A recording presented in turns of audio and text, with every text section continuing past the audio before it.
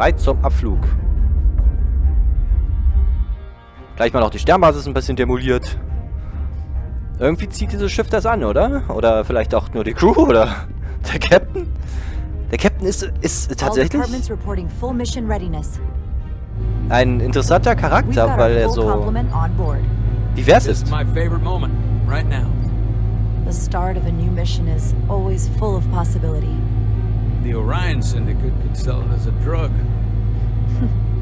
Don't let the Admiralty hear you say that.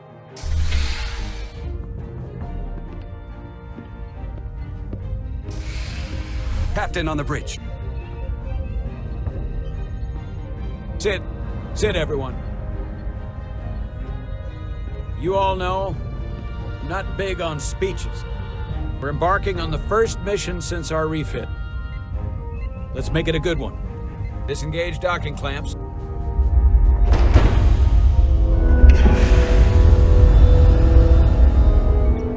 Docking clamps released. Thrusters ahead, Mr. Handar.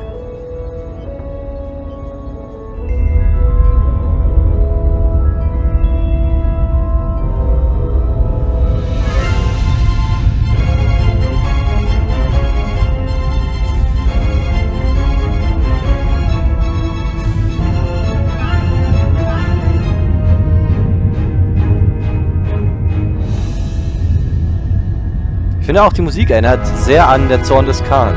So ein bisschen angelehnt auf jeden Fall.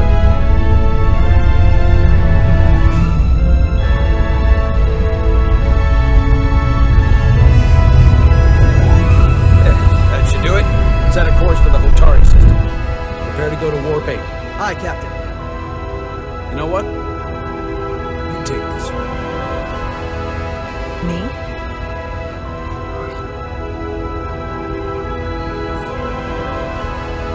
Engage.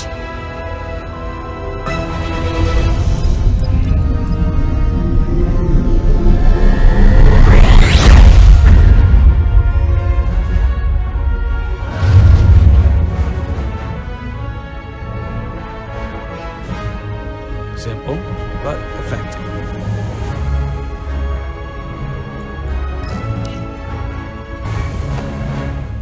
Easy. Thank you. I'm fine. Really, You don't look so good.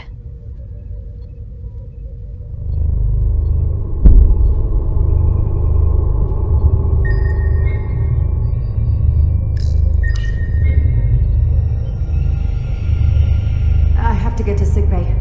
Go.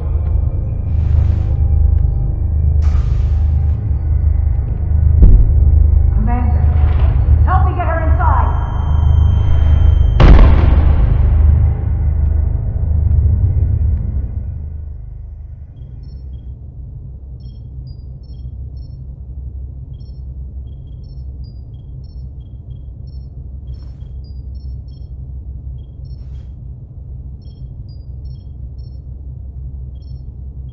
Well, that was quite a scare. A few minutes more and it would have been one of the shortest tenures on record for a first officer. Is that the engineer that was out on the hull? That storm did a real number on her, but she'll live. Just needs rest. You should worry about yourself. Your deridium levels got dangerously low and destabilized your cell structure. This is definitely one of the more memorable first days I can think of. My name is Dr. Aram Duval, Chief Medical Officer. To be honest, I've never met a Kobliad before. You're Rare. I know. I was going to say special. Your people's numbers have dwindled, despite the Federation's efforts to find a more readily available alternative to the deridium you need to survive. Yet you joined Starfleet and managed to thrive. I imagine the responsibility must be overwhelming. Maybe even a burden at times. It does make me unique, but it's not a burden at all. I'm honored to be Kobliad, to represent my people. As you should be. And don't worry, I won't treat you like a science experiment. I just do the science and leave the experiments to Solano. You don't agree with his methods? I don't agree with his definition of acceptable risks. Not when the lives of your crew are at stake. My professional opinion is that the accident took a toll. More than he's willing to admit. He's overstressed, operating in the pressure cooker of his own mind, which is never a good headspace when the lives of your crew are at stake. What concerns me is that now he's even further away from the thing he's been chasing his entire career. Breakthrough discovery. The major innovation. Something he can put his name on. I think after what happened, Captain Solano's learned his lesson. And whatever ambition he once had is on hold for a while. He may say that, but we'll see what happens. And I have to give you credit for what happened on the bridge. It took guts to defy a direct order. Huh. I guess word travels fast around here. It's a small ship, and everyone's curious about the new XO. Fortunately, your cell structure is almost completely stabilized. And I'll spare us both the lecture, but I do feel it's my responsibility to remind you, without regular infusions of Diridium, you will not live. It's as simple as that. Understood. And my work here is done.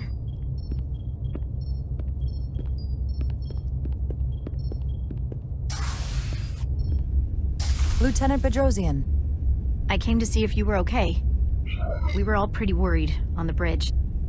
No one knew what was happening. I'm feeling much better. Thank you. It's just part of who I am.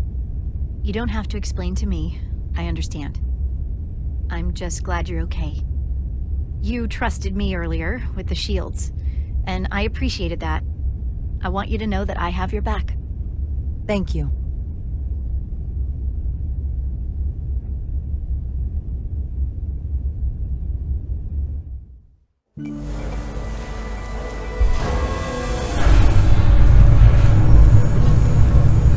Ja, der Captain, nochmal zurück zum Captain. Ich glaube, der Captain ist eigentlich... Complete the diagnostic sequence and the shuttle will be cleared for service. Yes, sir.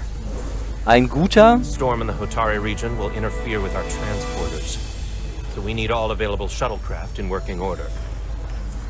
Jemand, der eigentlich relativ bedacht ist und der das Beste fürs Schiff schon möchte, aber der trotzdem dem diese Karrierepläne oder dieser Karrierezwang so ein bisschen im Weg steht. Also eigentlich ist der Captain eine Figur, die sich selbst im Weg steht, habe ich so das Gefühl. Er ist auf der einen Seite sehr pflichtbewusst, der möchte das Beste für das Schiff und die Crew. Vielleicht noch ein bisschen mehr für das Schiff als für die Crew. Und der ist ja auch relativ fürsorglich, was uns angeht, die erste Offizierin. Aber er ist dann trotzdem, hatte diese Momente, in denen er halt seine persönliche Autorität und seinen Ehrgeiz über die Sicherheit stellt. Was ja auch an diesem Unfall sehr schön zu sehen ist.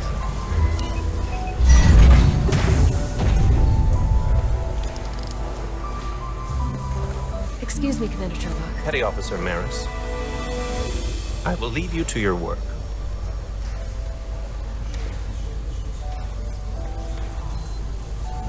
I stopped by sickbay and saw Nilly. I figured you'd want to know. Did the doc get her fixed up? She's stable. But there's something about the storm's radiation that's making it hard to heal the energy burns. That doesn't sound good. She's toughing it out. Dr. Duval said she'll be back on duty soon, though. Come on. I have to run the final diagnostic. Die Melville. I can't stay long. I've got a long to-do list before we get to Hotari, and things are piling on faster than I can check them off. We're making all our last-minute checks in security, too. Tactical and security are short-staffed. Now, we'll just have to take things as they come. Control what we can, and roll with the punches. Next thing you're gonna tell me you're listening to Andorian jazz. No. The point is, the right time might never come. So, I'm just gonna roll with it. I had a chance to think about this while I was away. Then you and Nilly almost got killed out on the hull. And I thought it was important that I just come out and tell you. Instead of tiptoeing around it. Or worse. This is just a guess, but you like me. Is that what this is? How'd you know? Must have been pretty obvious. Which is funny because kinda came out of nowhere for me at first. Well, you know, I was hoping. I guess that makes this a little easier to say. We've been really good friends for a long time. I want to see if there's more between us than just being friends.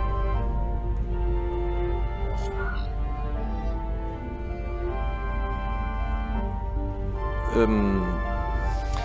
oder 1, 3 oder 1. Carter? This is all kind of unexpected. I didn't expect this either. But here we are. And I didn't want to ignore it. I just figured I'd steer right into it. Well, what do you think? I've been about as direct as I can stomach. You can do that too. I like you too, Miranda. Let's see where this goes. Okay. I was really hoping you'd say that. These are uncharted territories. I'd call it a chemistry experiment. You know, with us. I'm just really glad that you said something. I've seen how you operate. I couldn't wait for you to make the first move. I'm glad too. So whatever happens next is great with me. Level 1 diagnostic complete. I have to get back to that to-do list. They're probably looking for me. Can't blame them.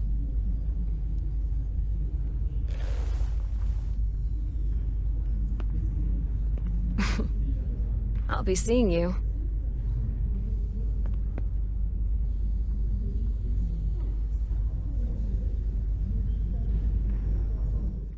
Jetzt wäre es natürlich gut gewesen, Schiffbruch. Zu wissen, wo wir herkommen. Also, was er denn wirklich denkt darüber. Helm, bring us out of warp. Dropping the impulse. Aber ich denke mir, er ist ein Abenteurer. Und in diesem Sinne... Shield integrity holding. We can take it. We are the correct coordinates to meet the shuttle. In diesem Sinne auf in ein neues Abenteuer. Aye, Captain. Let's reduce the noise. Filter out environmental signals. I can manually tune what's left for Federation signal types.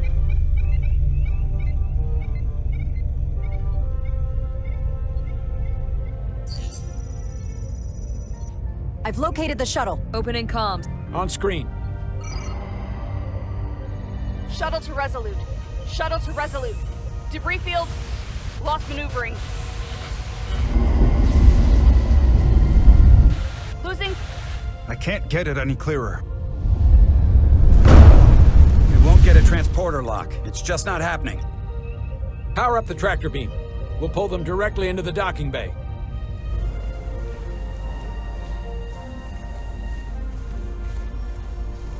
Diaz, you good to run the tractor emitter? Yes, sir.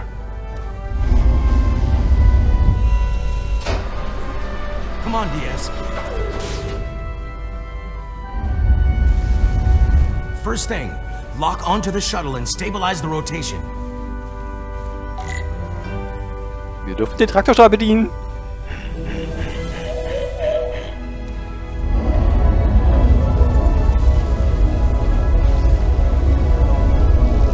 Wahrscheinlich kommt jetzt das halbe Asteroidenfeld mit. Jo, okay. We're pulling in debris. I'm on it.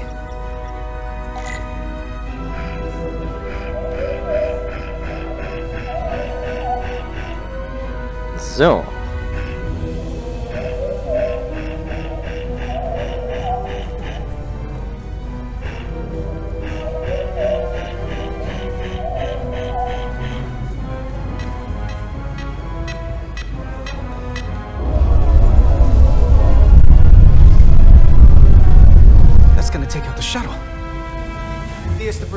There's a large piece of debris headed for the shuttle. The tractor beam can't handle it. Can our shields take it? I believe so. Commander Radeon, plot an intercept course. On it.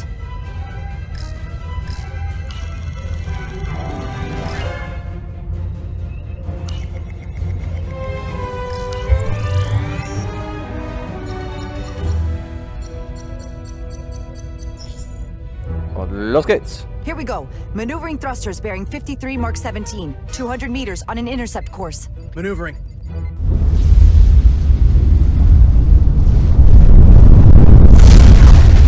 Got it. Whoa! Someone's working hard on the bridge.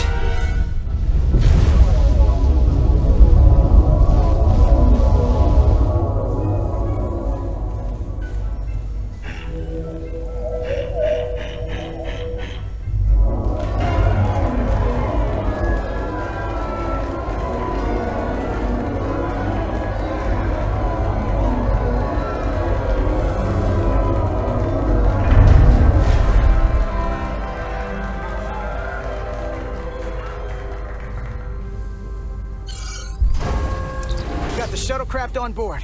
Good job. We're on our way down to meet them.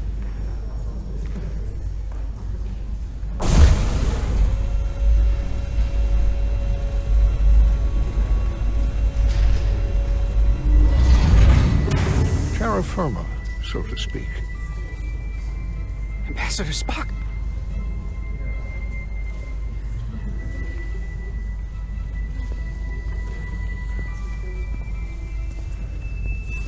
The captain will be right down to meet you, sir. In that case, I will wait for him here.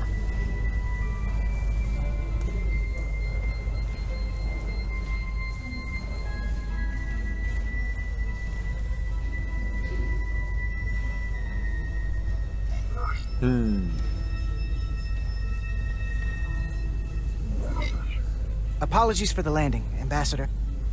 I was operating the tractor beam, sir. I take responsibility. Our arrival was the smoothest part of our journey. Your artistry with a tractor beam is commendable. We thought we were prepared for our arrival in Hotari space, but it is evident my craft was not sufficiently robust for such intense ionic activity. The storm has been pretty intense. There was an element that was most unusual. Before you came to our aid, our maneuvering thrusters and impulse engines were rendered inoperable. So we attempted a short traversal at warp speed, only to find that we could not achieve warp at all, even though our diagnostics computer showed no faults or anomalies. What do you make of that? When all indications say that warp speed is possible, but in practice, we find it is not. I'd rather investigate than speculate. A sound principle. Take readings, run some additional diagnostic checks, and we'll get to the bottom of this. Quite logical, Petty Officer... Carter Diaz. Sir. Thank you. Ambassador Spock. Excuse me. I'm honored to have you aboard. I'd like to get right to it. We're already behind.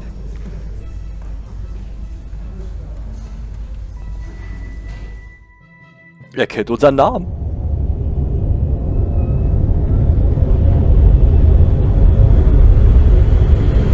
Kriegsvorbereitungen.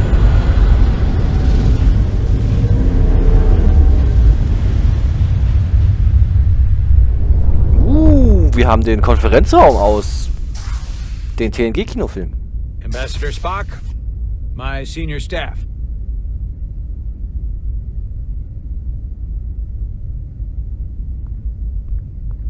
It's not every day that a captain gets to welcome a Starfleet legend aboard.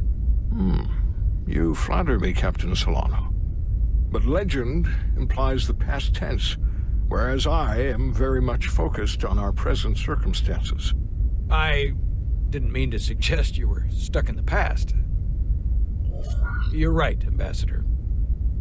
Not the most diplomatic choice of words. Your experience comes from the past. But our present situation calls for it. True enough. We were hoping you could fill us in on the details. We got the basics from Starfleet. Two formerly peaceful neighbors are now on the brink of war. Indeed, and the tension between them grows fiercer by the hour.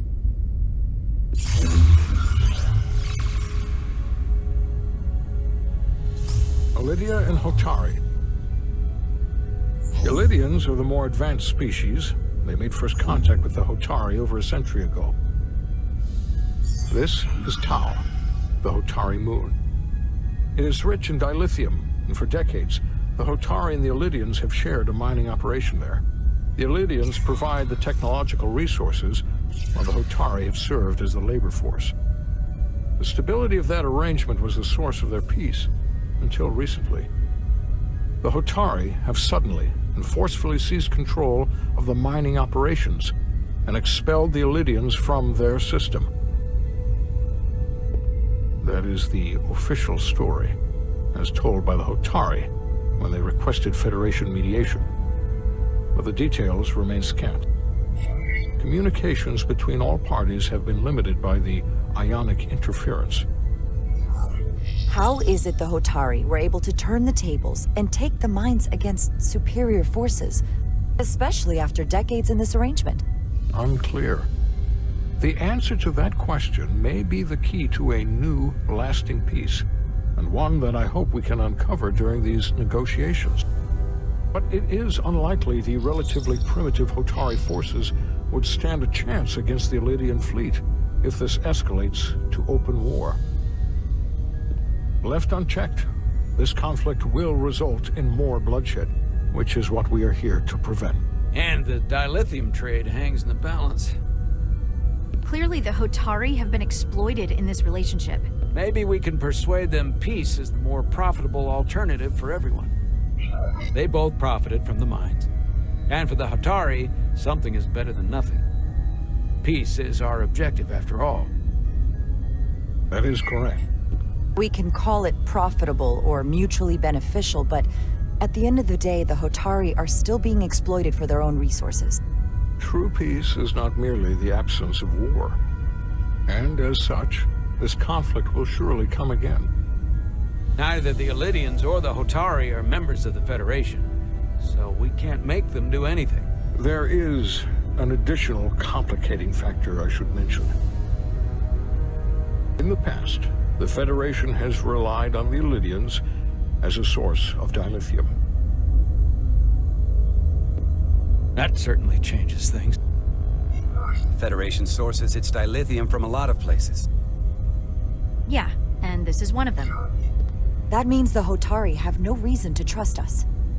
I wouldn't go that far, Commander. We are completely neutral in this matter, on neither one side nor the other. Any suggestion otherwise would compromise our position. Given the Federation's involvement in the Illidium dilithium trade, Captain Solano and I must make every effort to appear neutral in these negotiations. What worries me is if this whole thing unravels, and we're at the mercy of the storm at less than full strength. We can't let it come to that. Considering what the Ion Storm has done to our ship, and the Ambassador's shuttle, we have to assume the Illidian fleet has had problems with it as well. This recent surge in the energy disturbance temporarily levels the playing field. Commander Westbrook is correct. The energy anomalies around the Hotari systems have been noted in the past. But they have never been observed on the orders of magnitude we have seen in recent weeks. If it's keeping the two sides talking instead of shooting at each other, that actually helps us negotiate a peace. And we'll take advantage of that as long as it works in our favor. And when it doesn't? All the more reason to learn as much about it as we can while we are here. We do not want to be caught unprepared, should the energy anomaly continue to fluctuate. So I trust we understand our circumstances. We're operating on a strict timetable here, and we're going to be leaving for the negotiations shortly. Commander Westbrook, I want you to leverage our systems to investigate the anomaly from here while we're gone. Aye, Captain. Thank you all. Dismissed. I want to speak to both of you privately.